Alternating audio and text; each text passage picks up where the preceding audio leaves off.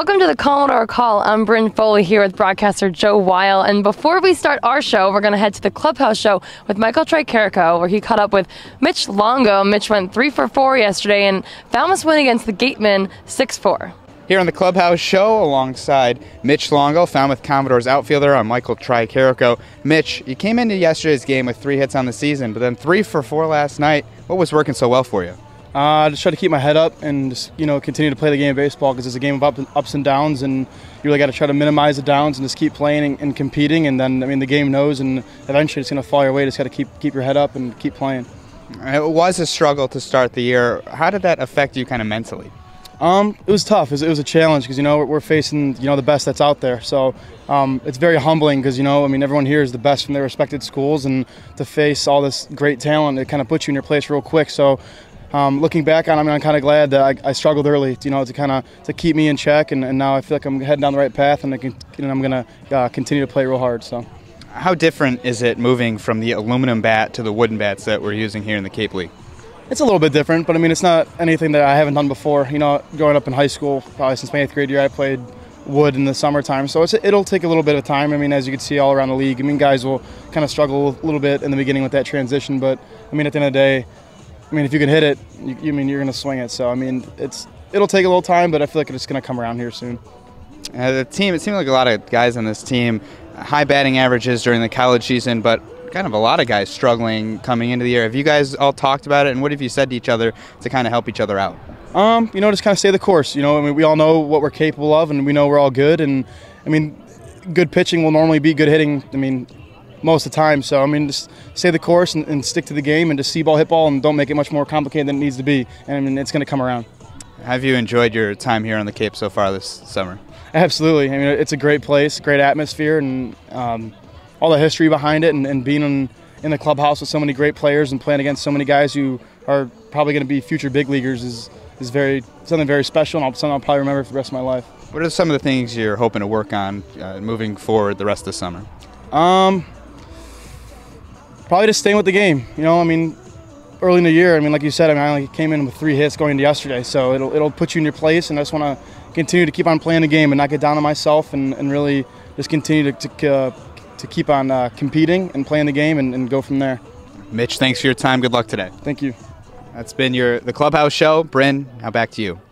Tonight, getting the nod, starting pitcher is Bo Tucker out of the University of Georgia. What's he going to bring here tonight, Joe? Well, hopefully he throws a lot of strikes. That's what he did well in his last outing against Chatham. They won that one 3-2. He started it, had 4 innings, gave up 3 hits and only 1 run. The problem was in his first outing against Wareham, that's where he struggled with his command. 4 walks en route to 9 runs. So that's going to be the key in this game against Orleans. They have a great offense, and he's just got to put it in there for strikes. Now, Orleans is #1 in the East Division right now, while last night with a win at Wareham, Falmouth gained sole possession of 2nd place. So what's tonight going to look like here with them? Well, they hit. That's the thing. They know how to hit the baseball. The good thing for Falmouth is that they caught them at the right time. They lost 3 players to Team USA, so they're kind of without the key guys that have led them to an 8-2 record right now. So the key for them, for Falmouth, is just to throw strikes and play good defense. They made 3 errors yesterday. That kind of led to that big 6th inning for Wareham. So be good defensively, throw strikes with the pitching, and they'll be in this game.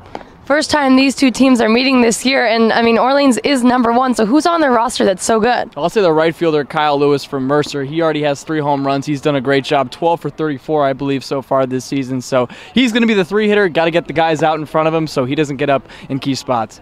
So, Joe, what does Falmouth need to work on themselves tonight to get the win? It's going to be defense. They made 3 errors yesterday. They did a good job hitting. That was something we've talked about all season, but they got 13 hits and 6 runs yesterday. So I'll say defense. They got to start playing like Caleb Hamilton did yesterday. He was unbelievable at second base, so they can just kind of, keep it in check in the defensive end, just hold themselves to maybe no errors, 1 error. They'll be in this game.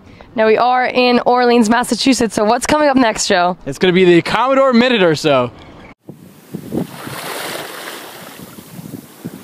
Welcome to today's Commodore Minute or so. Joe and I are in Orleans, Massachusetts right now at the National Seashore. So Joe, tell us what today's minute is. All right, the reason we chose this for our Orleans spot is because this is where it starts. It stretches 40 miles, the seashore does. It goes to Chatham, Provincetown, but the whole thing, the whole Cape Cod National Seashore is about 43,000 acres. It doesn't just include the ocean. It includes some ponds, bike paths, a couple other things as well. One of which is what's cool for us is actually the first two-way transatlantic radio station. So kind of a neat tidbit here for us broadcasters. But it's an absolutely beautiful area. They say that the best beaches here in Cape Cod are in Orleans, and you can see behind us, it's just a gorgeous sight. All right, thanks, Joe. Game time is set for 7 o'clock. What's at 6:45? Audio pregame with me and Michael Tricarico. Don't miss out. On Ustream. Join us and stay tuned.